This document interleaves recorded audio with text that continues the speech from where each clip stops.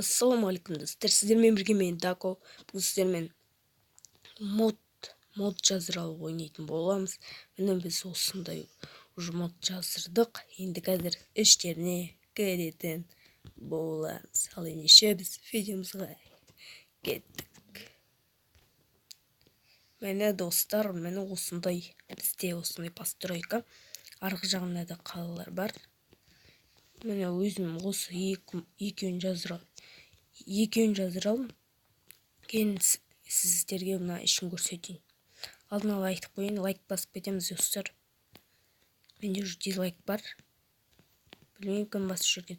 Міне іші, мына зомбилар әшейін жүр. Міне осы жерде фанта. Даусын барынша шығарып қойын. Міне сіздің осы естіліп жатқан шығар. Ана жерде зомбилар жүр. Қайтарайын даусын. Жарайды, міне келесі бөлмесі. Тамақ ішетін бөлме сияқты. Әзірше міне мен бағана өзім ішіне қарап шықтым. Енді жаздырылған. Осы. Міне келесі бөлме. Бұл да осындай.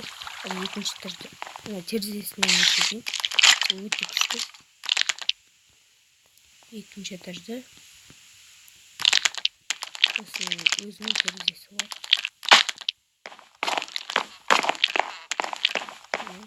Осындай үлкен достар.